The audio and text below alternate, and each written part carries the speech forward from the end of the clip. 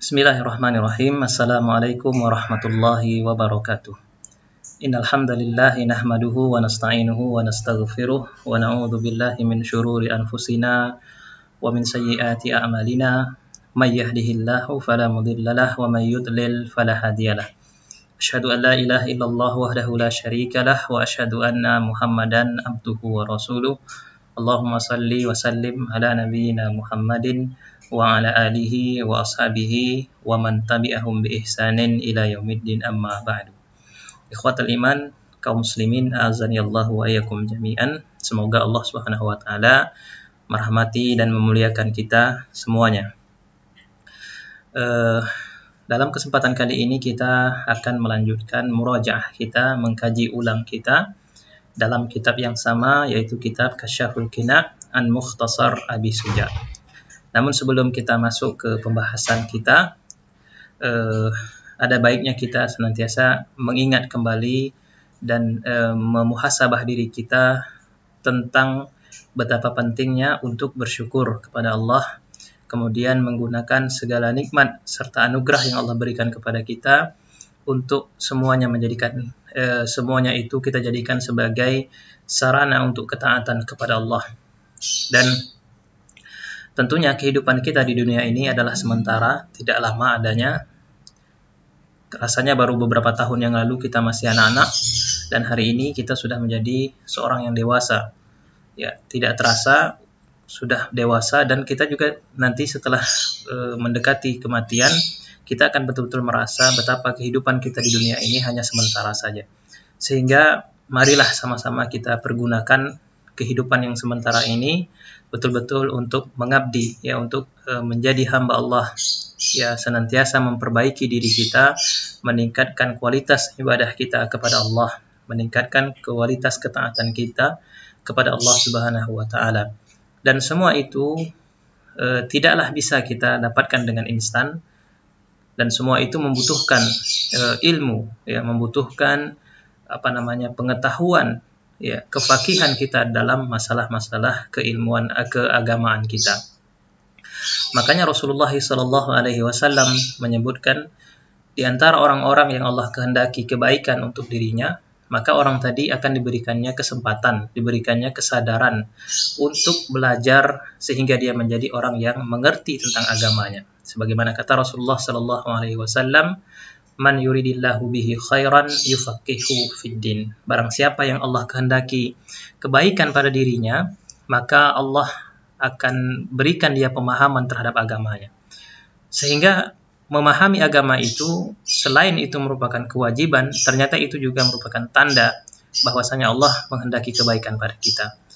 Sehingga jangan sampai kita menjadi orang-orang yang lalai, ya, atau melalaikan diri dari mempelajari syariat-syariat Allah, mempelajari hal-hal yang harus kita lakukan, yang harus kita jauhi, yang harus kita amalkan, ya, di dalam masalah kehidupan kita beragama.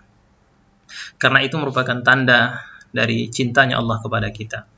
Kalau hari ini kita masih lalai, masih enggan untuk belajar agama, maka cobalah mulai kita sadari diri kita renungi betapa orang-orang yang jauh dari mempelajari ilmu agama itu, mereka banyak jatuh ke dalam penyimpangan, ya.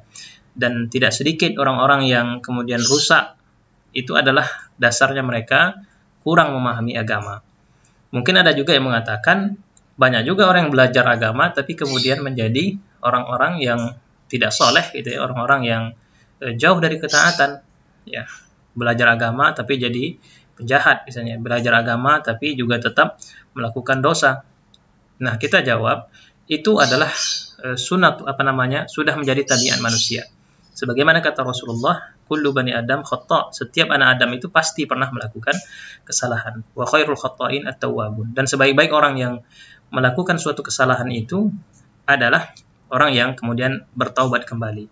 Nah, bedanya apa dengan orang-orang yang mengerti agama, mempelajari agama, dengan orang yang tidak mempelajari agama adalah ketika dia mengetahui belajar agama, itu semacam menjadi peta bagi dia. Ya, ketika dia salah, dia akan cepat untuk kembali, akan bisa kembali, dan ketika dia kembali dia memiliki jalan, memiliki peta untuk arah kepada kebaikan tadi. Sementara kalau kita tidak memiliki tuntunan agama atau malas mempelajari agama ini tadi, ketika kita jatuh ke dalam kesalahan, kita bahkan tidak mengetahui bagaimana cara untuk bertaubat kepada Allah Subhanahu wa taala. Sehingga ternyata belajar ilmu agama itu adalah sesuatu yang mahal harganya, sangat tinggi nilainya, dan jangan sampai kita meremehkan serta melalaikan kesempatan kita dari belajar agama. Itu kira-kira istilahnya tausiah singkat lah ya, atau pengingat diri kita masing-masing. Mudah-mudahan kita menjadi orang-orang yang senantiasa semangat mempergunakan kesempatan dan waktu kita untuk belajar agama. Paling tidak kita meluangkan waktu kita untuk belajar agama. Saya rasa kita banyak waktu kosong. Kadang-kadang kita menghabiskan waktu itu untuk bermedia sosial. Nah, daripada waktu kita 24 jam, kita katakanlah dalam satu hari kita menghabiskan waktu berjam-jam untuk media sosial, untuk hal-hal yang sifatnya duniawi saja, maka kita berikan waktu luang kita, paling tidak 1 jam satu hari, setengah jam satu hari, untuk menimba ilmu agama, ya, untuk belajar ilmu agama. Baik, ikhwatal iman azanillahu wa iyyakum jami'an. Sekarang kita akan melanjutkan murajaah kita di dalam kitab ini tadi, Kasyaful Qina an Mukhtasar Abi Suja. Kitab ini kita jelaskan kembali adalah penjelasan dari matan Abi Suja. Dan Imam Abu Suja itu salah seorang dari alim dari mazhab Asy-Syafi'i. Beliau menjelaskan, membuat sebuah ringkasan fikih ya dalam mazhab Imam Asy-Syafi'i, dan kemudian dijelaskan oleh salah seorang syekh yang disebut namanya adalah Syekh Naif ya bin Abdullah bin Ali Al-Kifari. Beliau yang kemudian membuat buku yang sedang kita baca ini atau yang akan kita baca ini. Dan tentunya memang kalau di dalam masalah fikih ini ada beberapa khilaf kadang-kadang, namun kita tidak akan berdalam-dalam dalam masalah itu, kita coba pelajari saja. Dan belum kapasitas kita, saya pribadi khususnya, untuk menentukan mana yang paling kuat dari pendapat-pendapat tersebut.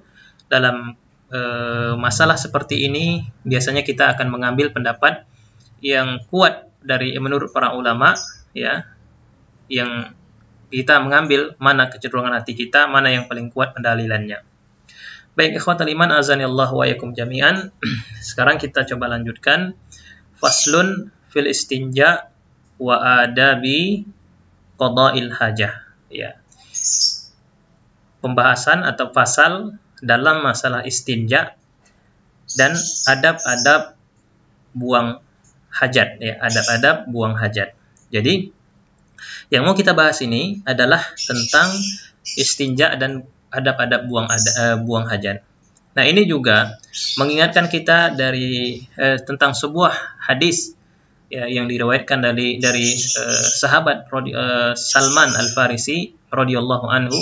Beliau pernah ditanya oleh orang Yahudi, hal 'allamakum nabiyyukum kulla syai' hatal khira?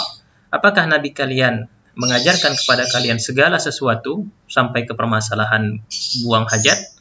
Maka kata Salman ketika itu, ajal atau na'am ya, benar bahwasanya Rasul sallallahu alaihi wasallam, Rasul kami mengajarkan segala sesuatu yang dibutuhkan oleh kehidupan kami. Ya, aturan-aturan kehidupan. Dan itu juga yang mungkin membedakan Islam dengan agama-agama lain. Islam itu semua aturan kehidupan, mulai dari perkara kecil sampai perkara bernegara, ya, semua telah ada aturan, dhawabit, dan bagaimana cara kita menjalani kehidupan tersebut.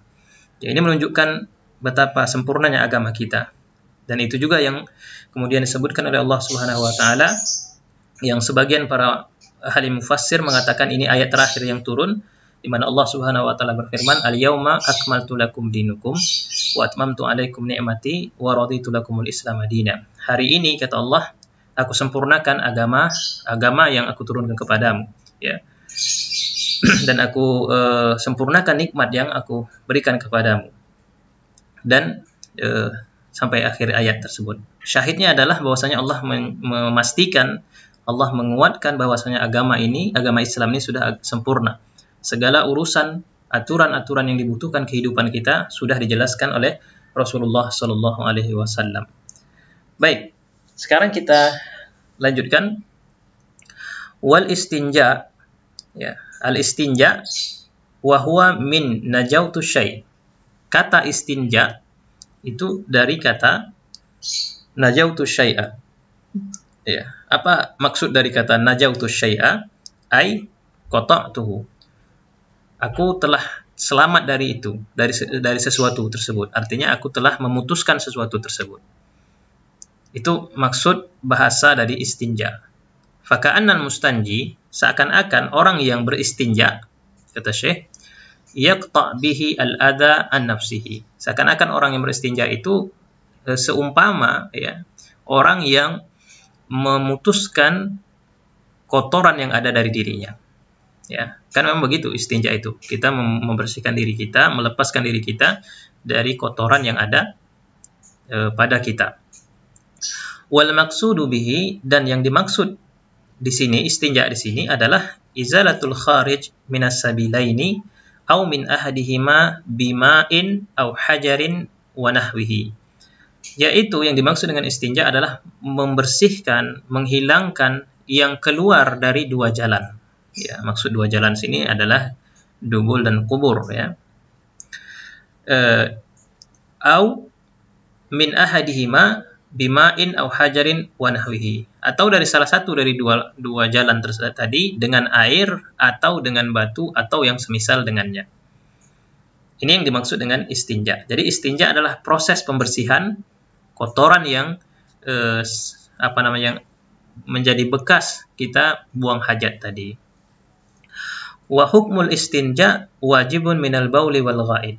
Hukum istinja itu menurut, dan bukan menurut Imam Abi Suja saja, ya, mayoritas ulama, atau kita katakan mungkin ini adalah ijma', ya, bahwasanya hukum istinja itu adalah wajib minal bauli wal ghaid, dari buang air kecil dan buang air besar.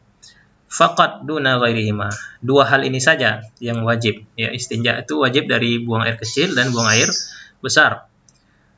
Fala yajibu li khuruji rih wa dudin, namun tidak menjadi kewajiban apabila yang keluar itu adalah angin saja, ya, atau dud. Ya, dud ini mungkin ada kadang-kadang orang yang keluar misalnya cacing, misalnya begitu, ya. Karena dud itu artinya cacing. Wallahu ta'ala alam, mungkin ada, biasanya anak-anak kadang-kadang, ya, anak-anak yang cacingan kadang-kadang dia mau keluar begitu. Maka ini keluar angin dan keluar cacing tadi misalnya dari dua jalan tersebut, itu tidaklah mewajibkan istinja, ya. Namun tetap dia batal toharohnya, namun tidak wajib untuk beristinja. Wa yakunul istinja imma bil ma' au bil ahjar au bil waraq au bil kharaqi wa nahwi dzalika. Dan istinja itu bisa dilakukan dengan menggunakan air atau batu-batuan atau daun-daun, ya, atau kain-kain, apa istilahnya, al-kharaq itu koyaan-koyaan kain gitu kan, kain-kain yang memang digunakan untuk membersihkan misalnya begitu. Wa nahwi dzalika, atau selain dari yang kita sebutkan ini tadi. Nah, wal afdal an yastanjiya bil ahjar. Namun yang lebih afdal, hendaknya seseorang itu beristinja dengan batu awalan, ya, terlebih dahulu, thumma yatba'uha bil ma', kemudian setelah dibersihkan dengan batu dilanjutkan membersihkannya dengan air. Ya, ini menurut Imam Abi Suja. Yang afdal itu adalah menggabungkan batu dan air, tapi batu dahulu, ya, dibersihkan dulu pakai batu, baru kemudian diikuti dengan penggunaan air. Fayajma'u fi tatahhurihi bainal hijarah wal ma', maka digabungkan antara penggunaan batu dan air dalam membersihkan sisa-sisa buang hajat tadi. Kenapa beliau mengatakan itu afdal? Li'anna dzalika ablaghu fin nazafah, karena hal itu lebih kuat, ya, lebih sampai, lebih ablag, ya, untuk pembersihan. Ya, karena tentunya menggunakan batu kemudian di air itu lebih bersih daripada menggunakan salah satu dari keduanya. Fal hajaru yuzilu ainan najasah min ghairi an tatalawwathu yaduhu. Ya. Batu berfungsi untuk menghilangkan zat, ya, apa namanya? Ya, langsung zat najis tersebut tanpa mengganggu, tanpa terkena tangannya, terkena kotoran tangannya. Ya, bisa dipahami ya. Kalau pakai batu itu kan tangan kita nggak menyentuh langsung kotoran tersebut. Wal ma'u yuzilu ma baqiya minan najasah allati la yuziluhal hajar. Sedangkan air berfungsi untuk membersihkan sisa-sisa najis yang ada di di dua jalan tadi, yang mana sisa-sisa tersebut tidak mungkin bisa dibersihkan dengan total oleh batu. Maka fungsi pertama batu tadi supaya tangan kita tidak langsung bersentuhan dengan najis tadi, dan air itu membersihkan sisa-sisa yang ada dari dua jalan tadi. Ya. Namun kita perhatikan wa yajuzu an yaktasira al-mustanji 'alal ma'. Namun demikian boleh kalau seorang yang beristinja tadi mencukupkan penggunaan air saja. Au ala salasati ahjar yunaqi bihinnal mahal. Atau kalau tidak ada air, dia menggunakan 3 batu, ya, yang bisa membersihkan tempat tadi, yang membersihkan 2 jalan tadi. Nah, kalau menggunakan batu, fal wajib salasu masahat. Kalau dia menggunakan batu saja, itu wajib harus menggunakan 3, ya, minimal 3 batu. Hal ini berdasarkan hadis dari Salman radhiyallahu anhu, di mana di dalam hadis tersebut disebutkan laqad nahana Rasulullah sallallahu alaihi wasallam an nastanjiya bi aqalli min salasati ahjar.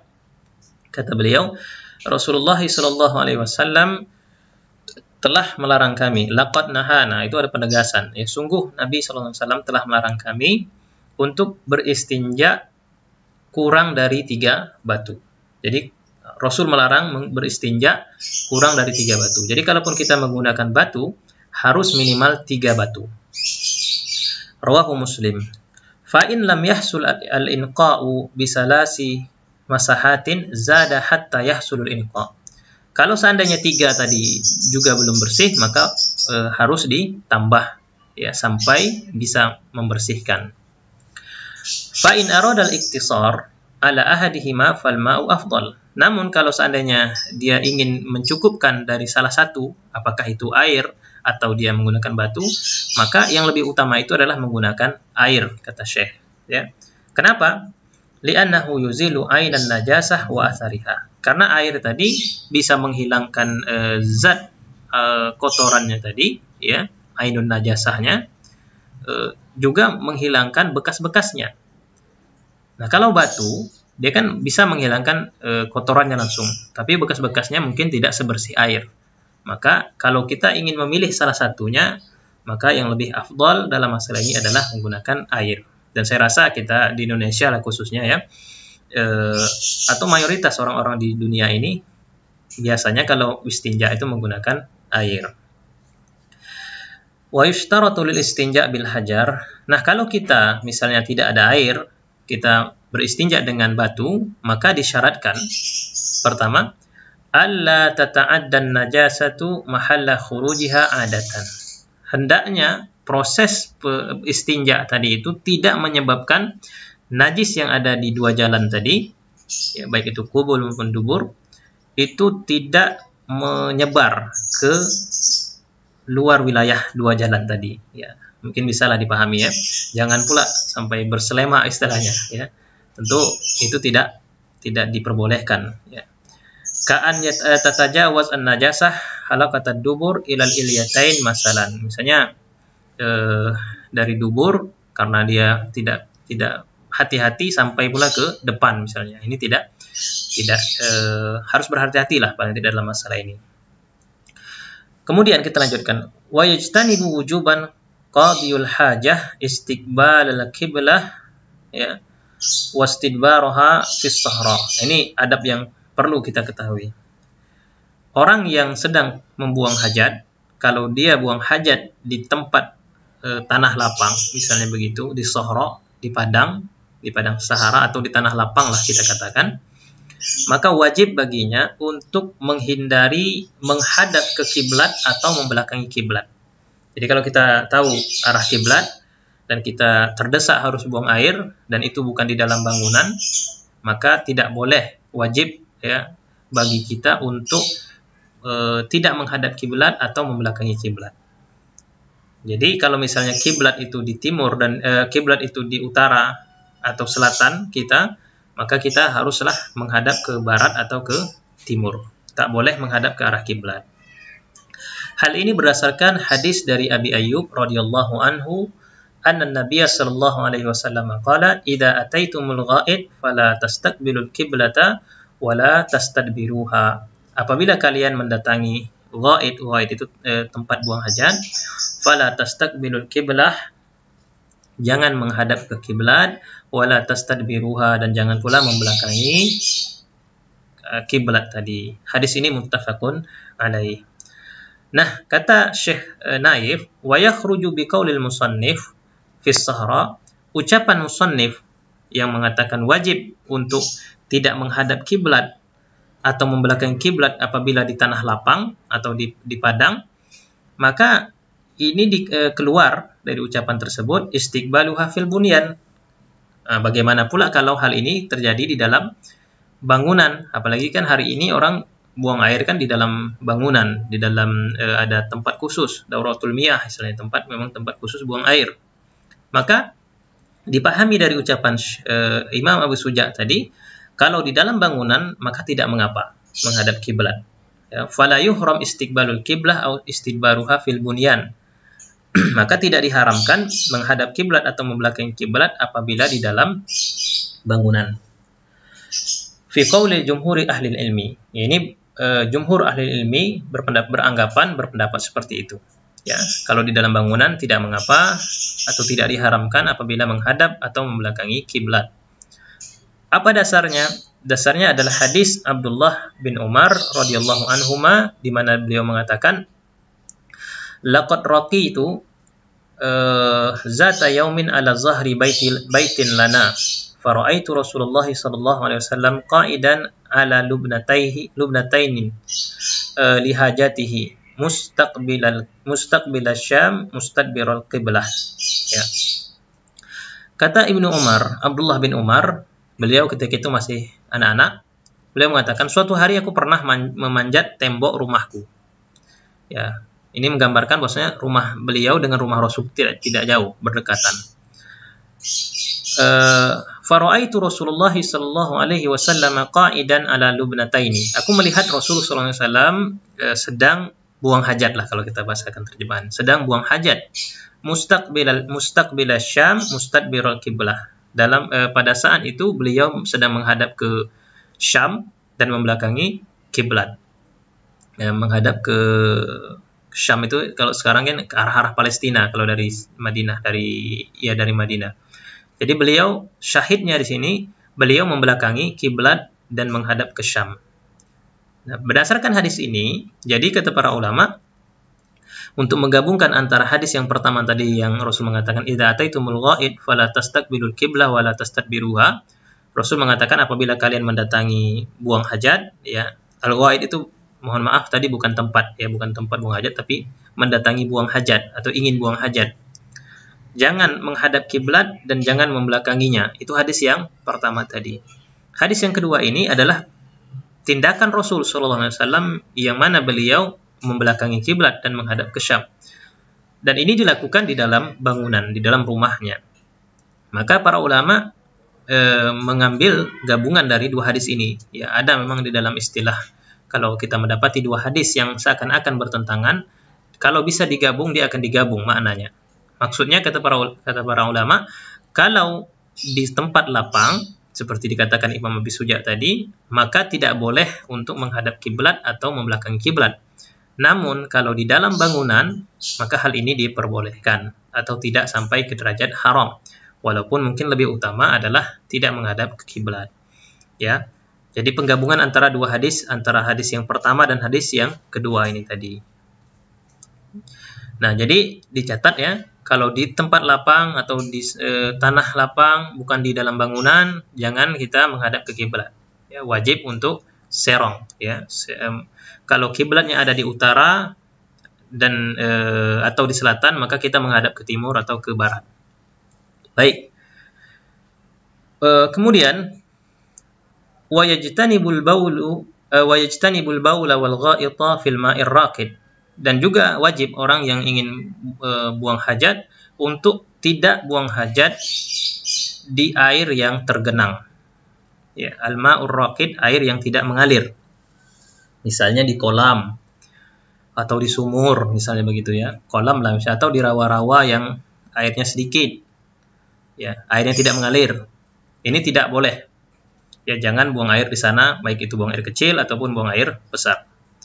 Hal ini berdasarkan hadis dari Rasulullah SAW, anna Nabi SAW qala, la tabul fil ma'id daim alladhi la yajri, thumma taghtasilu minhu. Janganlah kalian pipis, ya, kencing di air yang tidak bergerak, ya, alladhi la yajri, yang tidak mengalir.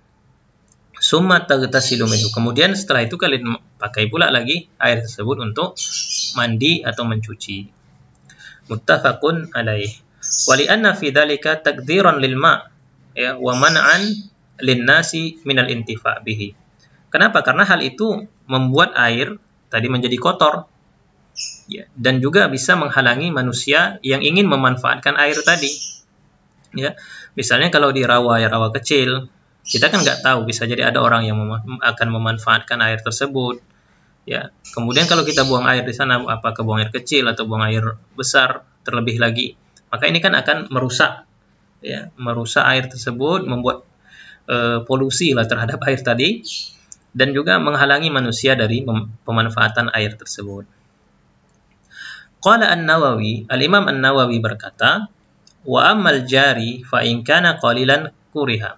Adapun kalau air itu mengalir, kalau airnya sedikit, kata Imam Nawawi, maka itu makruh. Wa in kana katsiran la yukrah. Kalau airnya banyak, maka tidak mengapa, ya, tidak dimakruhkan. Hakadha qalahu jama'atun min ashabina wa fihi nazar. Ya, demikianlah yang dipandang atau yang dipendapatkan oleh sekelompok atau oleh jamaah dari sahabat-sahabat kami, kata Imam Nawawi. Wa fihi nazar. Namun di dalam pendapat tersebut ada catatan, kata beliau. Ada kritikan beliau lah di situ.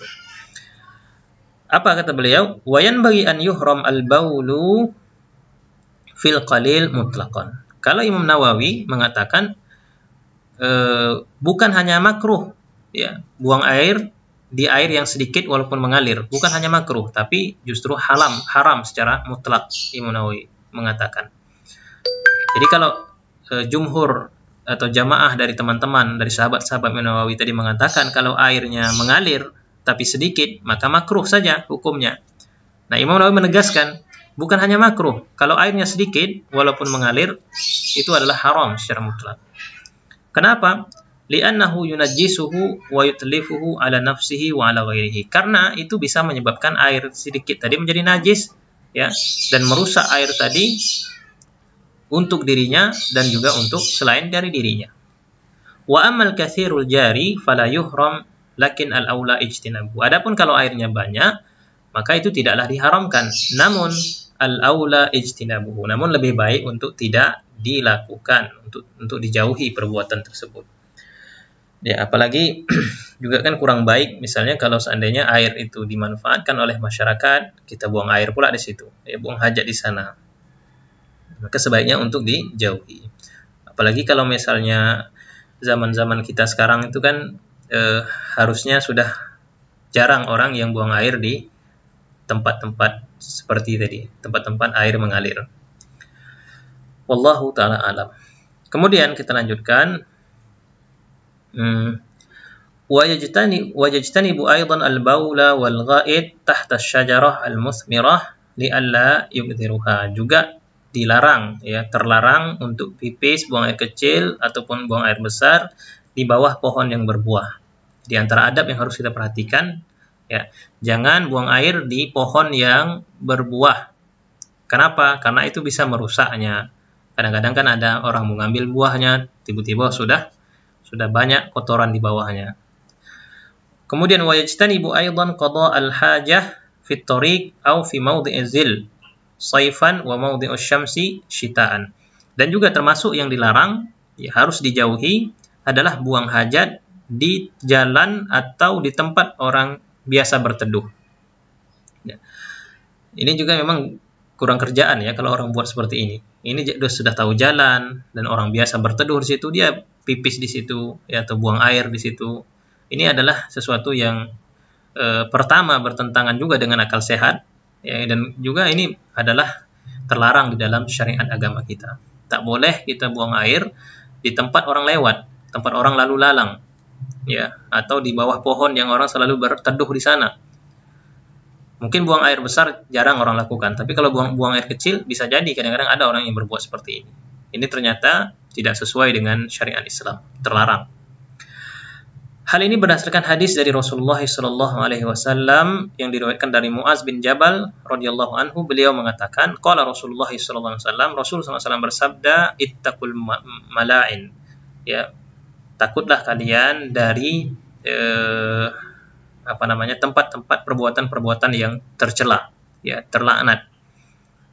Ada 3 tempat, al-burraz fil mawarid wa qari'at tariq wa dhilli, yaitu buang air, ya, orang-orang yang buang air. Ini ada 3 orang yang dianggap Rasul orang terlaknat, ya, dan ini berarti menunjukkan ini dosa besar kalau perbuatan tersebut dilaknat. Ya, orang yang buang air di tempat air, tempat-tempat sumber mata air, al-mawarid, wa qari'atut tariq, ya, jalan-jalan manusia, wa dhil, dan tempat-tempat orang berteduh. Jadi 3 ini tak boleh buang air di sana. Kemudian yang selanjutnya, wa yajtanibu aidan qada'a hajatihi fi thaqab, dan kemudian juga tidak boleh untuk buang air atau ya buang air di lubang-lubang tanah. Ya, ini perlu kita perhatikan. Kadang-kadang orang ke hutan, ya, ke semak belukar, ada nampak lubang, dia pipis di situ. Ya, tak perlu lagi buat lubang misalnya kata dia. Nah, ini ternyata tidak diperbolehkan. Wa huwa syak fil ardi, astaqab itu artinya lubang, celah-celah yang ada di bumi. Wal hikmah min zalika, hikmah dari larangan tersebut adalah anna qada al hajah fi istaqab zari'atan ila khuruji hayawan yu'dhihi, karena lubang-lubang yang memang sudah ada di tanah itu bisa jadi tempat-tempat tinggal hewan-hewan, ya, sehingga kalau dia dipipisi, dikencingi atau dibuang air besar di situ, itu akan mengganggu hewan-hewan tersebut. Waqad yakunu min masakinil jin, dan bisa jadi itu adalah tempat-tempat tinggal jin, ya, fa yu'dhihim, sehingga buang air tadi menyebabkan mereka terganggu. Nah, apa akibatnya? Farubbama adauhum, dan bisa jadi mereka juga nanti akan balik mengganggu orang yang buang air di lubang-lubang tadi. Maka mungkin ini juga yang menyebabkan ada di beberapa tempat melarang, ya, jangan buang air di lubang. Cuma kadang-kadang ditambah-tambahi, dibumbu-bumbui dengan khurafat. Kalau sudah misalnya nampak lubang, termasuk kakinya ke situ misalnya diisikan gantinya kayu misalnya dengan ada bacaan-bacaan, ya. Kalau di tempat saya itu dulu sering juga kita di masa kecil, kita nanti katakan masukkan kayu di lubangnya, kita katakan tabi datuk misalnya begitu kan. Nah, ini tidak benar, ya, tidak benar perbuatan itu, ya, perbuatan meyakini dan mengucapkan hal seperti itu. Namun mengencingi atau buang hajat di tempat lubang-lubang tanah tadi itu juga tidak boleh secara syariat kita, ya, tidak boleh dilakukan. Dan memang di situ bisa jadi tempat tinggal setan. Hanya saja tambahan-tambahan tadi, misalnya dimasukkan kayu kemudian dibacakan ucapan-ucapan, ini juga tidak boleh masuk ke dalam hal-hal yang khurafat, dikhawatirkan nantinya. Wallahu ta'ala a'lam. Kemudian kita lanjutkan, wala yatakallam 'alal baul wal ghaid istihbaban illa li darurah, dan tidaklah seseorang itu, ya, tidak seharusnya atau hendaknya seseorang tadi ketika dia buang air kecil atau buang air besar untuk tidak berbicara, ya, walaupun ini tidak wajib istihbaban, ya, kecuali dalam keadaan darurah.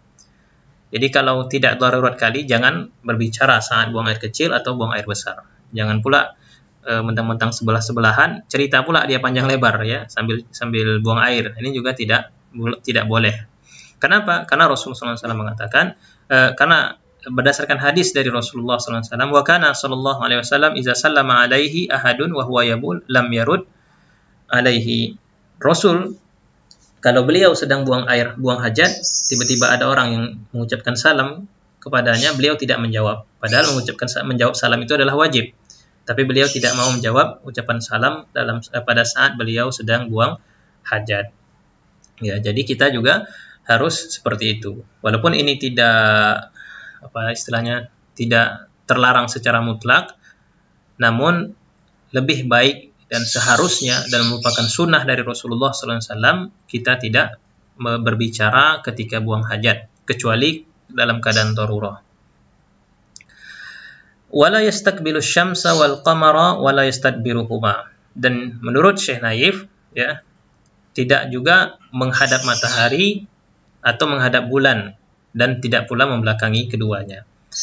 Hadza ma masya alaihil muallif, ini yang dipegang oleh muallif atau pendapat dari Imam Abi Suja tadi.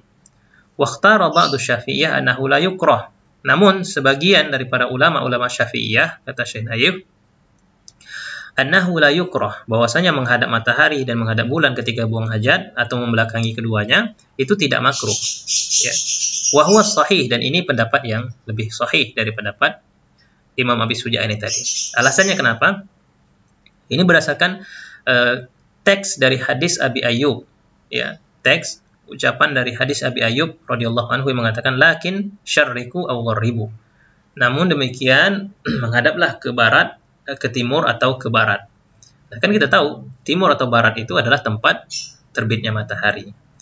Jadi ketika kita membelakangi kiblat, menghadap kiblat, artinya kita tidak menghadap matahari. Nah, kalau kita menghadap matahari atau membelakangi matahari, berarti kita tidak ke kiblat begitu. Qala Ibnu Qayyim fi dzalika, Ibnu Qayyim mengatakan dalam masalah ini, fa inna Nabiy sallallahu alaihi wasallam lam yunqal anhu dzalika fi kalimatin wahidah wa la bi isnadin sahih wala dhaif wala mursal wala muttasil wa laysa li hadhihi al-mas'alah aslun fi syar'i. Ya. Kesimpulannya bahwasanya masalah menghadap matahari atau menghadap bulan tadi dalam buang hajat itu belum pernah ada riwayat yang diriwayatkan dari Rasulullah sallallahu alaihi wasallam. Walladzi dzakaruha minal fuqaha minhum man qala al-illah anna ismallah maktub alaihima wa minhum man qala li'anna nurahuma min nurillah, fa minhum man qala inna tanakkub an istiqbalihima wa istidbarihima ablagh fi tasattur wa adami zuhuri al-farjain. Alasan orang-orang yang mengatakan tidak boleh menghadap matahari atau menghadap bulan tadi, kata mereka, nama Allah tertulis di keduanya tadi. Ada sebagian lagi yang mengatakan bahwasanya cahaya keduanya itu berasal dari cahaya Allah. Sebagian lagi mengatakan menghadap matahari atau menghadap bulan tadi itu membuat bisa menampakkan kemaluan kita, ya, lebih jelas kemaluan kita. Itu alasan-alasan orang yang mengatakan tidak kalau apabila menghadap matahari dan menghadap bulan itu terlarang, ya, bahwasanya menghadap matahari dan menghadap bulan ketika buang hajat adalah terlarang. Tapi tidak ada dalil yang betul-betul datang dari Rasulullah SAW. Jadi sehingga dalam masalah ini yang kuat adalah tidak mengapa buang hajat menghadap ke arah matahari atau menghadap ke arah bulan atau membelakangi keduanya. Kemudian yang terakhir, ya, wala yastanji biyaminihi li hadis Salman radhiyallahu anhu qala, dan tidaklah beristinja dengan menggunakan tangan kanan, ya. Ini berdasarkan hadis dari Salman radhiyallahu anhu, beliau mengatakan qila lahu, dikatakan kepada Salman, qad allamakum nabiyyukum kulla syai'in hatta al-khira. Ini yang hadis kita bacakan pertama tadi, ya. Apakah nabi kalian telah mengajarkan kepada kalian segala sesuatu sampai ke dalam masalah buang hajat? Maka kata Salman, ajal, betul, laqad nahana an nastaqbilal qiblah, Rasul kami telah melarang kami untuk menghadap kiblat, au nastanji bil yamin, atau kami beristinja, juga nabi kami melarang kami beristinja dengan tangan kanan, atau nabi kami juga melarang kami beristinja dengan batu yang kurang dari 3, Atau Nabi kami juga melarang kami beristinja dengan tulang, ya, dengan tulang dan bagian dari hewan. Kemudian ini tambahan dari Syekh Naif, wa min adabi qada'il hajah, dan di antara adab-adab buang hajat yang tidak disebutkan oleh Imam Abi Suja dalam matan beliau adalah mendahulukan kaki kiri ketika masuk ke tempat buang hajat dan kemudian mengatakan doa Allahumma inni a'udzubika minal khabathi wal khaba'is, dan mendahulukan kaki kanan ketika keluar dari tempat buang hajat kemudian membacakan ghufranaka. Rawahu Abu Daud wa sahahu Albani. Baik, ikhwatal iman azanillahu wa ikum jami'an, kebetulan baterai laptopnya sudah menipis. Kita cukupkan kajian kita, murajaah kita sampai di sini, mudah-mudahan bermanfaat, dan mohon maaf apabila ada kata-kata yang keliru, salah, dan apabila ada masukan-masukan dari teman-teman dalam masalah ini, mungkin bisa nanti diberikan masukan untuk permasalahan ini. Kita cukupkan dengan baca doa kafaratul majlis. Subhanakallahumma wa bihamdika asyhadu an la ilaha illa anta astaghfiruka wa atubu ilaik. Assalamualaikum warahmatullahi wabarakatuh.